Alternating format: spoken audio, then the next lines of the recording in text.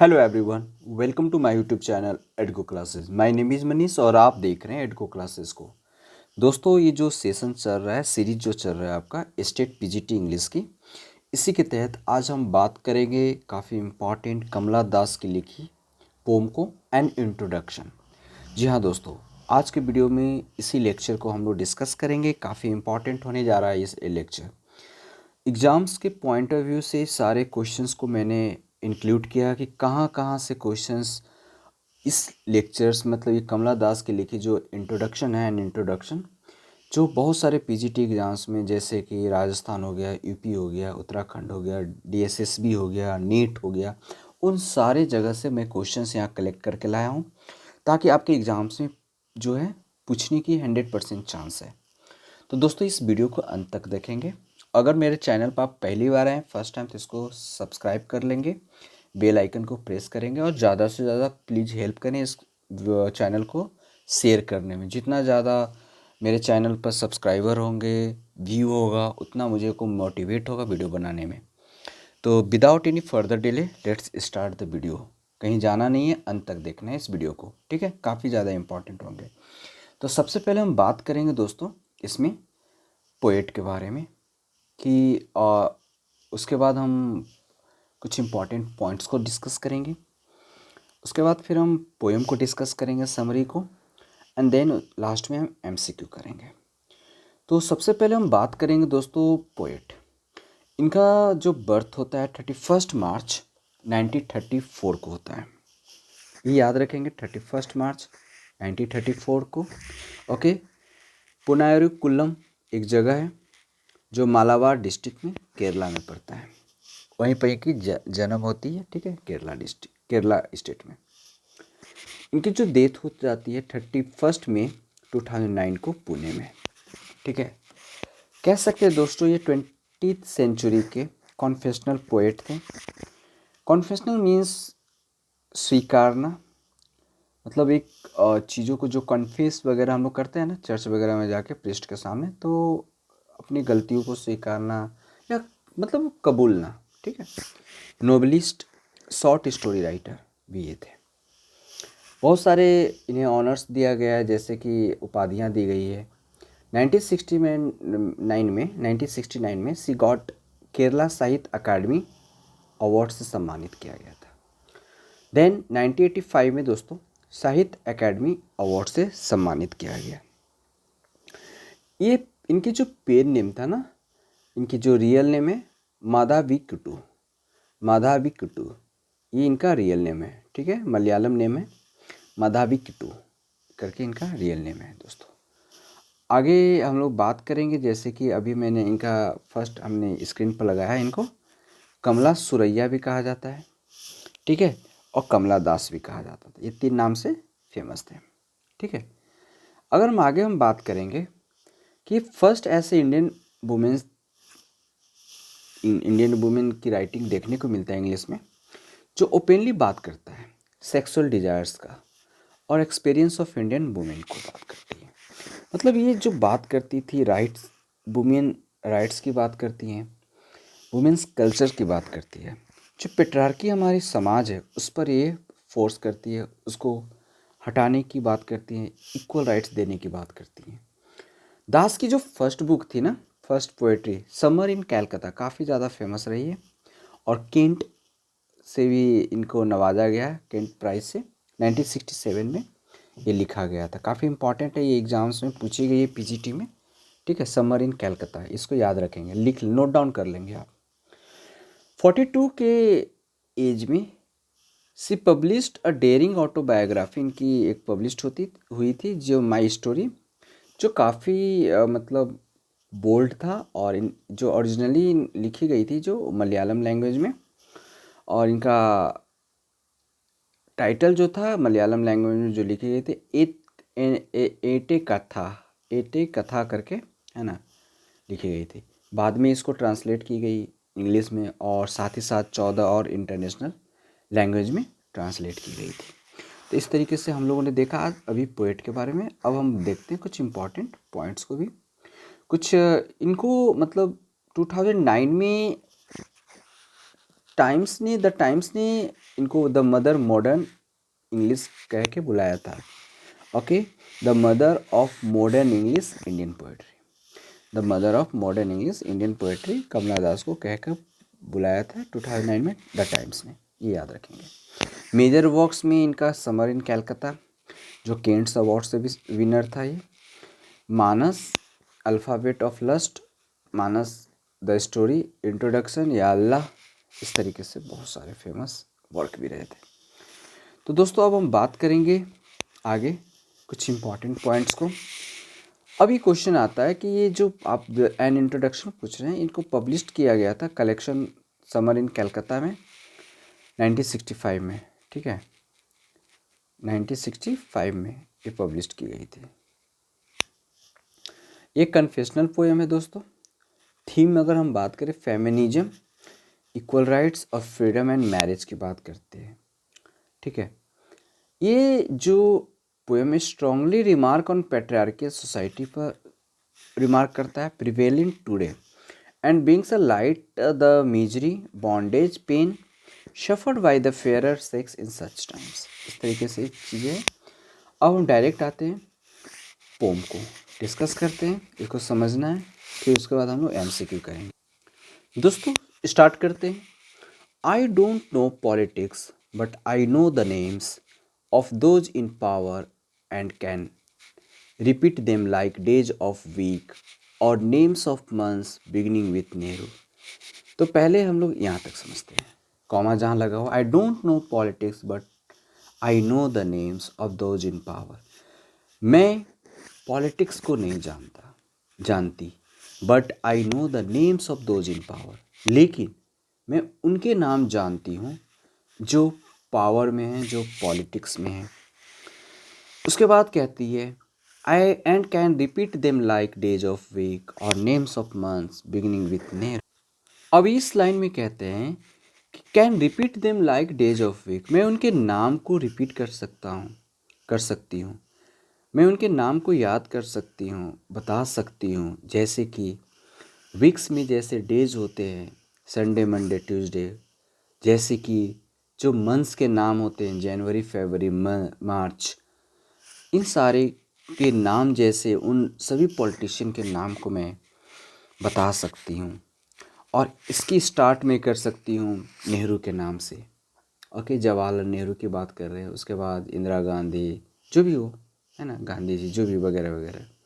आगे की लाइन की तरफ चलते हैं। आगे बोलती हैं कि I am Indian very brown born in Malabar. मैं एक इंडियन हूँ और मेरा जो स्किन की कलर है वो ब्राउन है और मेरी जन्म मालाबार में हुआ है। I speak 3 language, right in 2, dream इन 1।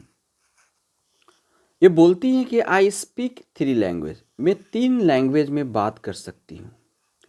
उसके बाद बोलती हैं कि आई राइट्स इन 2 लैंग्वेज, मैं 2 लैंग्वेज में लिख सकती हूँ, लेकिन जो सपने हैं ना वो सिर्फ एक लैंग्वेज में देख सकती हूँ।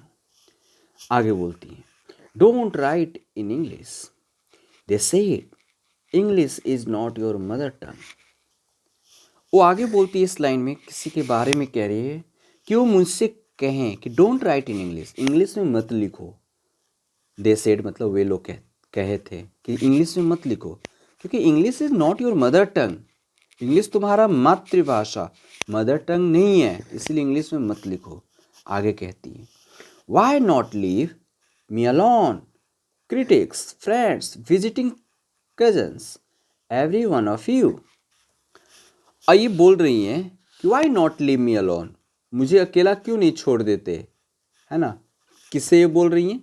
क्रिटिक्स, अपने फ्रेंड से, विजिटिंग कजन से बोल रही है, मतलब ये उससे बोल रही है जो उनको इंग्लिश में लिखने से मना कर रहे हैं लोग, जो उन्हें मना ये कर रहे हैं कि तुम इंग्लिश में मत लिखो, उन्हीं से ये बोल रही है। चाहे वो जो उनके घर आए हुए हैं, जो उनको रोकते हो, चाहे फ्रेंड हो सकते हैं, क्रिटिक्स हो सकते हैं, विजिटिंग कजन हो सकते हैं, उन सारे लोगों से कह रही हैं ये। तो वही कह रही है कि एवरी वन ऑफ यू, तुम में से कोई मुझे अकेला क्यों नहीं छोड़ देते, क्यों रोक रहे हो। आगे बोलती हैं why not let me speak in any language I like, why not let me speak, मुझे क्यों नहीं बोलने देते हो किसी भी लैंग्वेज में जिसे मैं पसंद करता हूँ, है ना। क्यों रोकते हो मुझे किसी भी लैंग्वेज से बोलने को। आगे बोलती हैं कि द लैंग्वेज आई स्पीक, जो लैंग्वेज मैं बोलती हूँ, बिकम्स माइन, वो मेरी हो जाती है। इट्स डिस्टॉर्शन, जो उसमें कुछ कमियां हैं या क्वेरनेसेस, चाहे वो कुछ में अजीब चीज़ें हैं, ऑल माइन, माइन अलोन। इस लैंग्वेज जो मैं बोलती हूँ वो मेरी हो जाती है, चाहे उसमें खूबी हो चाहे खराबी हो, जो भी कुछ हो, जब भी मैं बोलती हूँ जो भी अजीब चीज़ें है वो सभी वो मेरी हो जाती है। और मुझे बोलने दो, मुझे अकेला छोड़ो, ओके, मुझे रोको मत, ऐसा वो बोल रही हैं। आगे चलते हैं।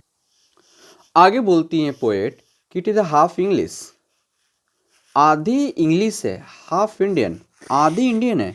फनी फरहैप, शायद ये मतलब एक कंप्लीट इंग्लिश तो मैं नहीं लिख रही हूँ ना, मैं आधी इंडियन आधी इंग्लिश दोनों को मिलाकर लिख रही हूँ, बट इट इज़ ऑनेस्टली मैं बोल रहा हूँ कि मैं कंप्लीट इंग्लिश नहीं लिख रहा हूँ। मेरी जो राइटिंग स्किल है उसमें इंडियन और इंग्लिश दोनों मिलाकर मैं लिख रही हूँ। आगे बोलती है कि it is as human as I am human, don't you see. It is as human as I human, मतलब ये लैंग्वेज उतना ही है जितना मैं एक इंसान हूँ। डोंट यू सी, तुम्हें नहीं दिखता है कि ये इस लैंग्वेज में उतना ही इंसानियत भरा है जितनी इंसानियत मुझ में है। आगे वो बोलती है कि it voices my Joy, my longings, my hopes. बोलती है कि ये जो लैंग्वेज है ये मुझे खुशियाँ देती है, ये मुझे कुछ कहती है, मुझे एक आशा देती है। मतलब ये एक जो लैंग्वेज है इट इज़ ए ह्यूमन, मतलब इसमें इंसानियत से भरा हुआ है और इससे मैं आगे बढ़ने में मुझे हेल्प होती है।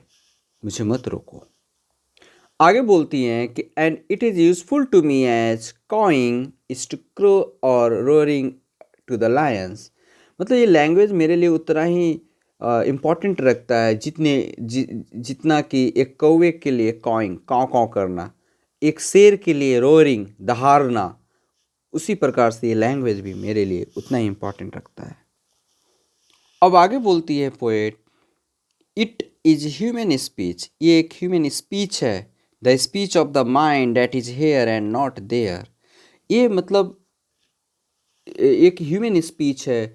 मैं ये लैंग्वेज के माध्यम से मैं उन सारे चीज़ों को एक्सप्लेन कर सकता हूँ, उन सारे माइंड को, मतलब the speech of the mind, जो भाषा है एक मन की भाषा को व्यक्त करने के लिए इस लैंग्वेज को मैं यूज कर सकता हूँ।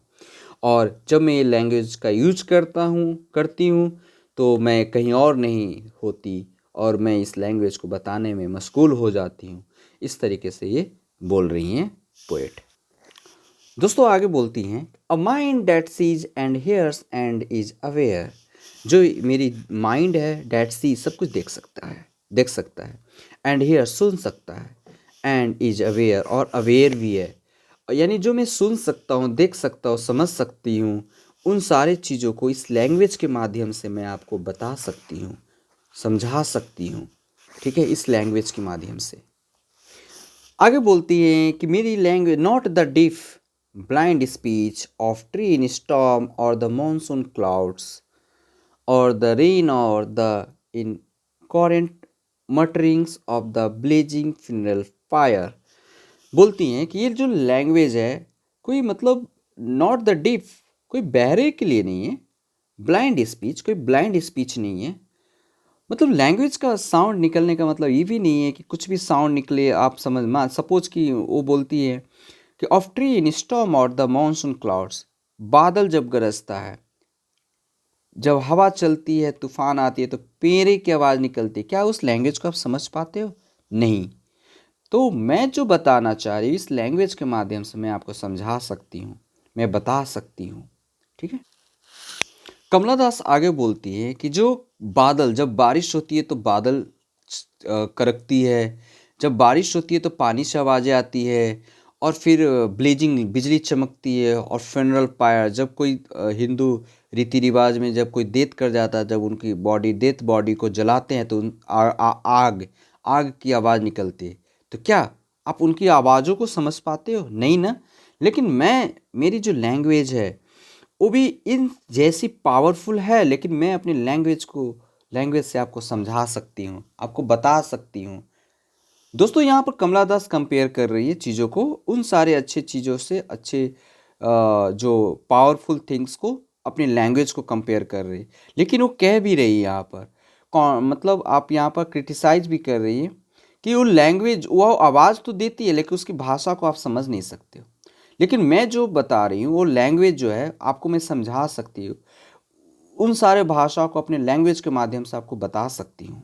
आगे देखते हैं दोस्तों। आगे है, आई वॉज चाइल्ड, जब मैं बच्ची थी, एंड लेटर दे, बाद में, दे टोल्ड मी, वे लोग मुझसे कहते हैं, आई ग्रीव, मैं अब बड़ी हो चुकी हूँ।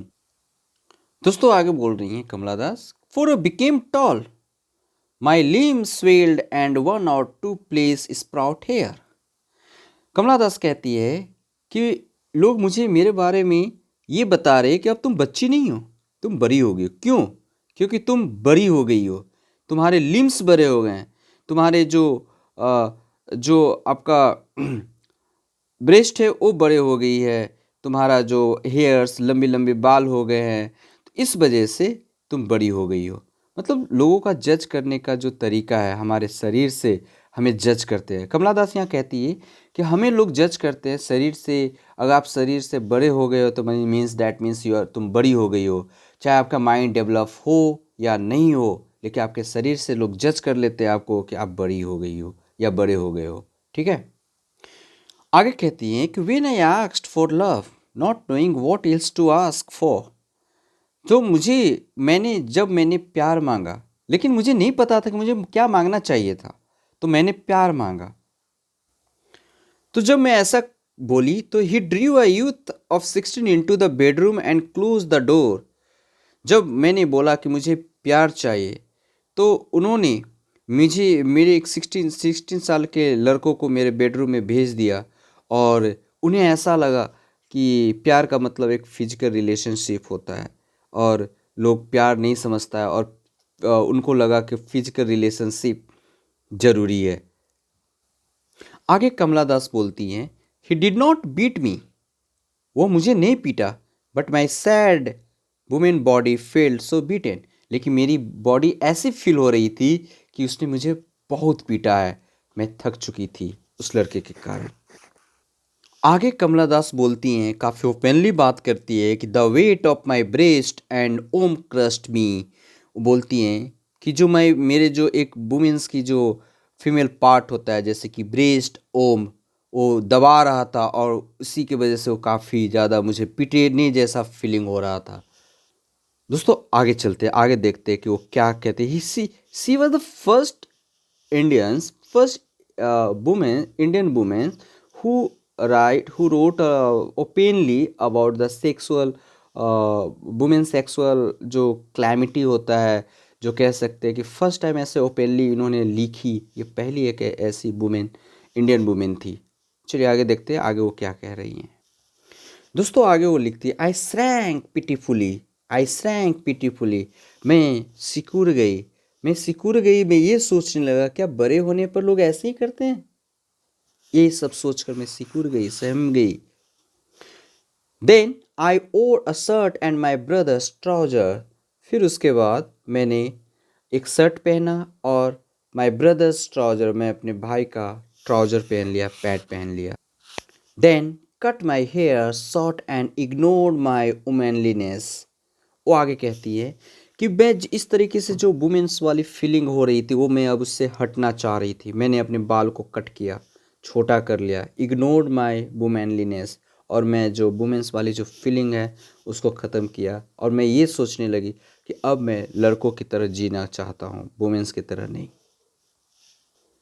लेकिन समाज जो है, ड्रेस इन साड़ी, समाज ने कहा कि साड़ी पहनो, be a girl, be a wife, लड़की बनो, वाइफ बनो। समाज ने कहा कि साड़ी पहनकर, कपड़े पहनकर, और तो लड़की वाली पहन के रहो क्योंकि तुम एक लड़की हो। आगे वो लोग कहती है कि तुम ये शर्ट और पैंट पहनकर क्या एक लड़कों की तरह जिंदगी जी रही हो, ऐसे नहीं जीना है। तुम साड़ी पहनो, एक वाइफ बनो, एक गर्ल बनो, है ना। तुम मतलब साड़ी सिलो, कपड़े सिलो, एम्ब्रॉयडरी करो, तुम खाना पकाओ, be cook, be a quarreller with servants, तुम नौकरों के साथ लड़ो, तुम एक मतलब काम करो घर का, और हर चीज़ में इंटरफेयर करो। इस तरीके से वो समाज ने कहा, समाज बोल रहा है। आगे बोलती है fit in, oh belong, cried the categorisers. बोलती हैं कि ये कैटेगराइजर्स जो है, जो समाज को बांट रखा, वो कह रहे हैं कि तुम अपने आप को वुमेन्स के ग्रुप की तरह ही बनाओ, वुमेन्स के जैसा ढालो, वैसा ही बिहेव करो, ओके, उसी में रहो। आगे वो बोलती है कि ऑन अ वॉल्स और पीप इन थ्रू और लेसेस ड्रैप विंडो। जैसे जो लड़के होते हैं ना, वो क्या करते हैं कि दीवारों पर बैठ जाते हैं, जो घर में कर्टेन लगे होते हैं, पर्दे लगे होते हैं, उससे खिड़कियों से बाहर देखते हैं, तो वो समाज बोल रहा है कि तुम इस लड़के जैसी हरकत मत करो, क्योंकि वो उसी तरीके से कर रही थी, दीवारों पर बैठ जाना, पैंट पहन लेना, शर्ट पहन लेना, है ना, छोटे छोटे बाल कटवा लेना। तो इस तरह का समाज उनको क्रिटिसाइज कर रहा है कि तुम इस तरीके का बिहेव मत करो, क्योंकि तुम एक लड़की में जन्म ली हो, तुम्हें दीवारों पर बैठना शोभा नहीं देता है, तुम्हें खिड़कियों में जो पर्दे लगे हैं उससे बाहर देखना तुम्हें शोभा नहीं देखता, तुम एक लड़कियों की तरह रहो और लड़की की तरह बिहेव करो। दोस्तों आगे वो बोलती हैं बी एमी और बी कैमला और बेटर स्टील बी माधवी कुटी। बोलती है कि अगर तुम्हें मॉडर्न ही रहना है तो तुम एक मॉडर्न लड़की की तरह रहो। बी एमी, एमी एक क्रिश्चियन नेम है और एमी एक मतलब एक मॉडर्नाइज गर्ल्स को शो करता है। बी एमी उसके जैसा रहो। और तुम्हें लड़की ही बनना है तो थोड़ा सा कम, मतलब कमला को रिप्रेजेंट किया गया, कमला थोड़ा सा कम मॉडर्न की बात हो रही है।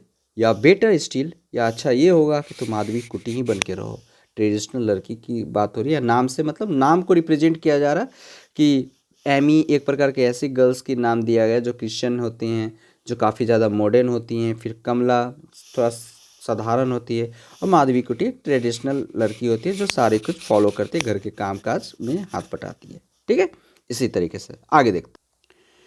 It is time to choose a name a role. आगे बोलती है कि अब समय आ चुका है, तुम अपने लिए एक नाम चूज करो और अपना एक रोल, मतलब तुम्हारी इस दुनिया में क्या काम है। तुम एक लड़की हो तो तुम्हें क्या करना है, लड़कियों वाली काम, तो चूज करो, अपना नाम चूज करो और काम चूज करो। डोंट प्ले प्रिटेंडिंग गेम्स, मतलब अब प्रिटेंड मतलब ऐसा प्रतीत मत अपने आप को दिखाओ कि मैं एक लड़का हूँ, इस तरीके का मत सोचो, इस तरीके का गेम मत खेलो। Don't pretending games. Don't play at schizophrenia और बी अ निम्फो। हाँ, मतलब एक साइजोफ्रेनिया की तरह बिहेव मत करो।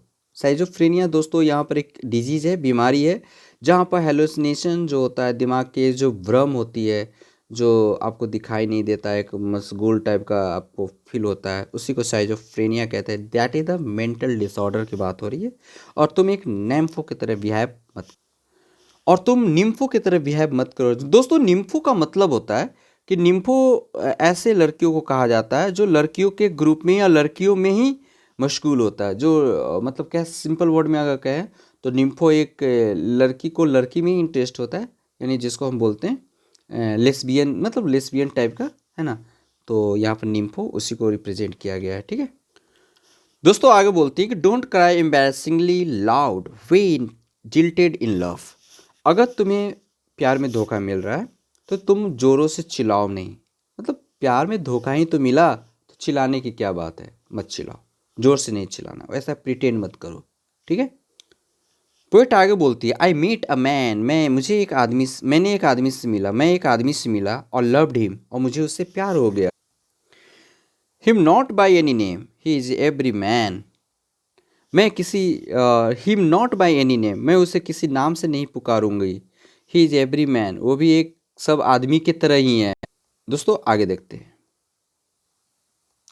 आगे लिखा हुआ है who wants a woman just as I am every. उसे हर आदमी, मतलब वो एक आदमी ही है और उसे भी एक वुमेन्स की ज़रूरत होती है।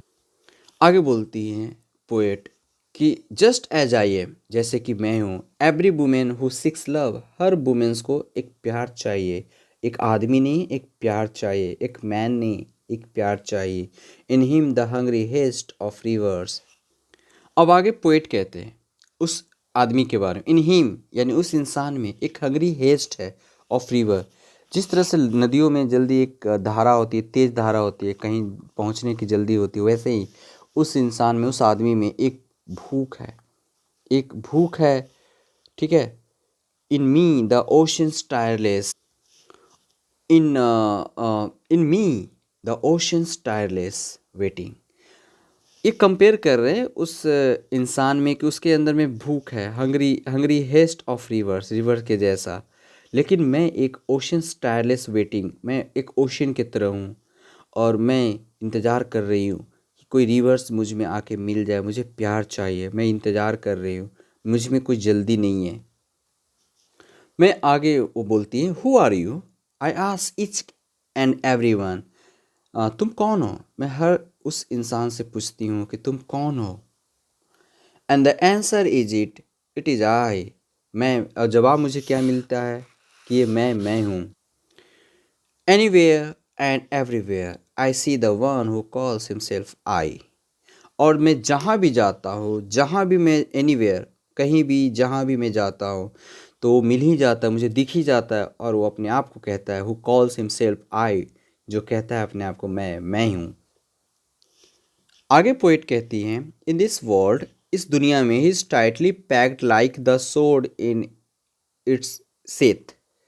बोलती हैं कि ही इज टाइटली पैक्ड, मतलब वो म्यान की तरह वो कंपेयर कर रहे हैं इंसानों को कि बहुत सारे ऐसे इतने सारे लोग हैं जिनको मुझसे प्यार हो गया है, और वो वैसे प्रतीत हो रहे हैं जैसे कि म्यान में एक तलवार कैसे पैक्ड हो जाती है, वैसे एक ढेर सारा टाइटली पैक्ड इंसान है, बहुत सारे लोग हैं जो जिनको मुझसे प्यार हो चुका है। आगे बोलती है अपने बारे में poet, it is I who drink lonely. ये मैं वही हूँ जो रात ड्रिंक्स एट 12, रात के 12 बजे शराब पीती है। ओके, लोनली, अकेले बैठकर शराब पीती है। ये अब वुमेंस के बारे में बोल रही हैं, कुछ वैसे वुमेंस के बारे में आगे पता चल जाएगा लाइन। मिडनाइट, रात के 12 बजे, इन होटल्स, स्ट्रेंज टाउन्स, कुछ ऐसे टाउन्स, कुछ अजनबी टाउन्स, कुछ ऐसे होटल्स में, वो मैं वही हूँ जो बैठकर शराब पीती हूँ, मैं वही हूँ जहाँ पर लोग आते हैं। और पोइट कहती है कुछ वैसे वुमेंस को जो उसी वुमेंस का पार्ट है, it is I who laugh, ये मैं ही हूँ, मैं वही हूँ जो हंसती है। इट इज़ आई, मैं वही हूँ हु मेक लव, जो प्यार करती है। And then feel same, it is I who lie dying, और मैं वही हूँ जिसे शर्म भी आती है, और मैं वही हूँ कि जो मेरे गले पर, मतलब विथ है रैटल इन माई थ्रोट, मेरे गले पर गिर रहा है, रेंग रहा है और मर रहा है, मैं वही हूँ। आगे बोलती हैं, आई एम सीनर, मैं एक सीनर हूँ। आई एम सेंट, मैं एक पापी हूँ, मैं एक ऋषि मुनि हूँ। आई am the beloved and the betrayed, मैं बहुत ज़्यादा प्यार करती हूँ और मैं बहुत ज़्यादा धोखा भी दी हूँ, धोखा भी दिया हूँ। आई हैव नो जॉय, मेरे पास कोई खुशियाँ नहीं हैं। डैट आर नॉट योर्स, ये जो जैसे जो तुम्हारा नहीं है। नो एक, ना कोई दर्द है जो तुम्हारे पास भी नहीं है, यानी तुम्हारे पास भी वो दर्द है, मेरे पास भी वो दर्द है। Okay, I too call myself I, और मैं भी खुद को आई कहती हूँ और मैं कहती हूँ। दोस्तों यहाँ पर पोएट बोल रही हैं कि चाहे मेन हो चाहे वुमेन हो, उन दोनों में फीलिंग होती है ना। लेकिन फिर भी हमारे सोसाइटी में क्या कर दिया है, समाज ने बांट कर रखा है, बांट कर रखा है। उससे ये दर्द इसके अंदर भी है, पेन इसके अंदर भी है, जॉय इसके अंदर भी है, जॉय इसके अंदर भी है। फिर डिवाइड क्यों किया गया, सोसाइटी में डिवाइड क्यों किया गया, किस बेस पर किया गया है, इसके पीछे क्या कारण है, इसी सब चीज़ों को लेकर कमला दास बोल रही हैं। और ये कमला दास की पोएम था, दुख भरी कहानी। ठीक है, तो दोस्तों आपको ये पोएट कैसा लगा आप मुझे बताएंगे कमेंट करके। चलिए आगे हम चलते हैं और एमसीक्यू करते हैं। दोस्तों बने रहें मेरे साथ, वीडियो अगर लंबी हो रही है कोई बात नहीं, आपको सारे इंपॉर्टेंट पॉइंट्स को मैं करवाने वाला हूँ ताकि आपके एग्ज़ाम्स में सारे कुछ यहाँ से आ सके। तो एमसीक्यू करते हैं। वीडियो पसंद आ रहा हो तो लाइक करेंगे, ज़्यादा से ज़्यादा लोगों को शेयर कर देंगे ज़रूर प्लीज़। दोस्तों आपके स्क्रीन पर पहला क्वेश्चन ये रहा कि what is the title of Kamala Das autobiography. ये यूपीएससी पॉलिटिकल लेक्चर के एग्ज़ाम 2021 में पेपर सेकंड में पूछा गया है। बताइए आंसर क्या होना चाहिए। What is the little of Kamala Das autobiography या द स्टोरी।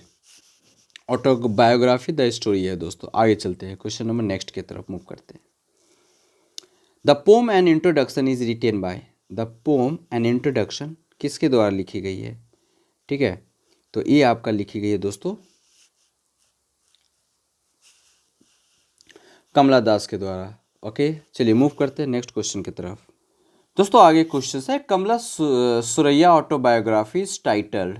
ये पीजीटी 2009 में पूछी गई क्वेश्चन है। एमपी असिस्टेंट प्रोफेसर 2017 में, आरपीएससी असिस्टेंट प्रोफेसर 2020 में। काफ़ी इंपॉर्टेंट क्वेश्चन है। तो कमला सुरैया ऑटोबायोग्राफी जो है किस नाम से टाइटल था, तो ऑप्शन डी यानी द स्टोरी, ऑप्शन डी, ठीक है, तो डी हो जाएगा। ठीक है, आगे देख दोस्तों क्वेश्चन नंबर 4 की तरफ मूव करते हैं। 4 में कह रहा है कि the lines I who have lost my way and beg now at strangers, does to receive love at least in small change appears in। तो ये आपका आंसर क्या हो जाएगा, बताइए फटाफट। The grandmother house, the hot noon in Malabar, the freaks या the invitation. तो यूपी पीजीटी 2021 की ये क्वेश्चन है दोस्तों, तो इसका आंसर होना चाहिए the grandmother's house.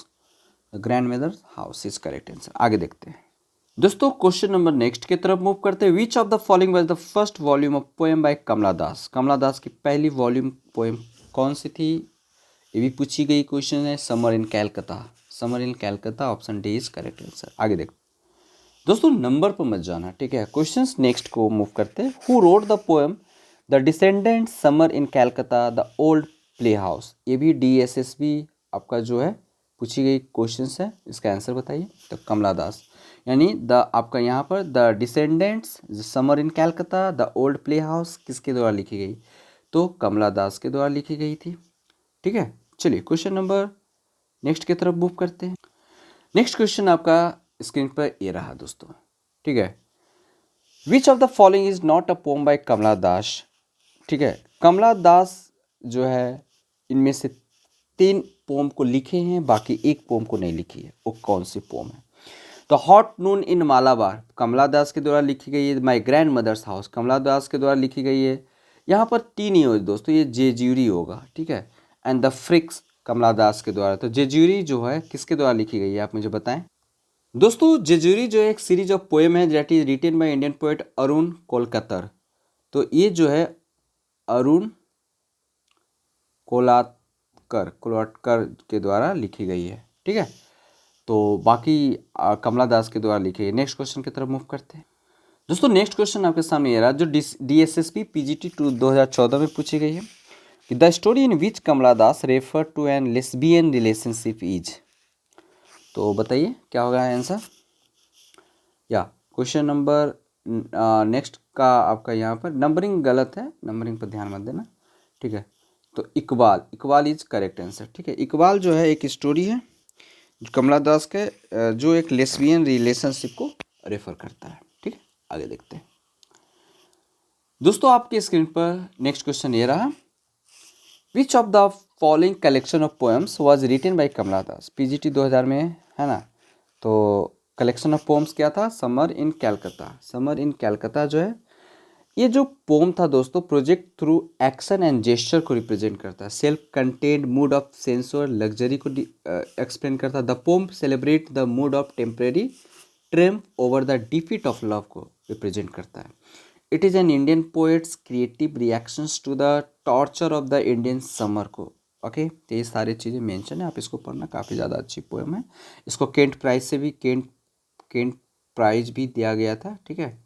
Okay, Kent prize भी दिया गया है, इसको देखना पढ़ना आप, ठीक है। आगे देखते हैं दोस्तों। नेक्स्ट क्वेश्चन है Kamala Das poetry can be best describe as. किस चीज़ को डिस्क्राइब करता है कमला दास की राइटिंग। PGT 2023 में पूछा गया, आप मुझे बताएंगे। कॉन्फेशनल या correct answer, confessional is the correct answer. Next question की तरफ मूव करते हैं दोस्तों। नेक्स्ट क्वेश्चन आपके सामने ये रहा। Which of the following poems by Kamala Das is dialogue form. PGT 2002 में पूछी गई क्वेश्चन है, काफ़ी ज़्यादा। द इन्विटेशन, इन्विटेशन जो है कमला दास की लिखी हुई डायलॉग है। जो डायलॉग किसके किसके बीच में होता है, between sand and the sea, sand and she के बीच में ये डायलॉग कन्वर्सेशन चलता है। ठीक है, चलिए नेक्स्ट क्वेश्चन की तरफ मूव करते हैं। दोस्तों नेक्स्ट क्वेश्चन आपके स्क्रीन पे ये रहा, कमला दास got Kerala Sahitya Akademi award in the year, okay, तो 1969 में। स्टैटिक क्वेश्चन है, इसमें कोई किंतु परंतु लगाने की जरूरत नहीं है। ठीक है, और जो साहित्य अकादमी जो अवार्ड मिला था वो कोल्ड के लिए मिला था। कोल्ड क्या था? एक कलेक्शन ऑफ शॉर्ट स्टोरी था। ठीक है, शॉर्ट स्टोरीज था। चलिए आगे देखते हैं नेक्स्ट क्वेश्चन की तरफ। दोस्तों नेक्स्ट क्वेश्चन आपके सामने रहा, who has paint the following line, I am sinner, I am saint, I am the beloved and the betrayed. तो बताइए ये मतलब आप जो एन इंट्रोडक्शन जो है, एन इंट्रोडक्शन, इसमें लास्ट लाइन में आप ध्यान देंगे ये लिखा गया था, तो कमला दास के द्वारा लिखी गई है। ठीक है, चलिए नेक्स्ट क्वेश्चन की तरफ मूव करते हैं।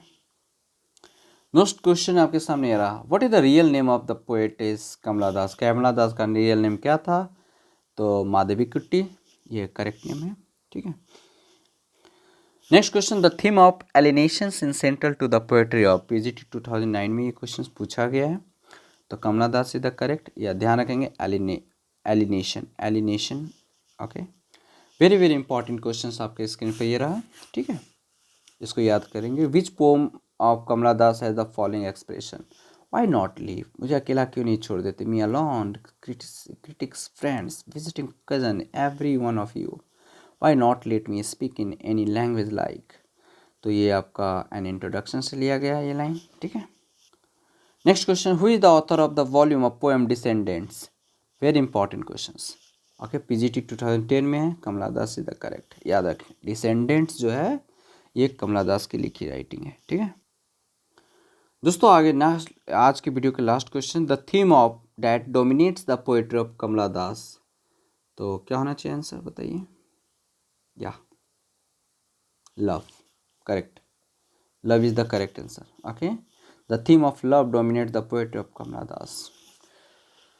चलिए इनका जब हस्बैंड डेथ कर जाता है तो 64 के अप्रॉक्स ये मुस्लिम पर्सन से इनकी प्यार हो जाता है।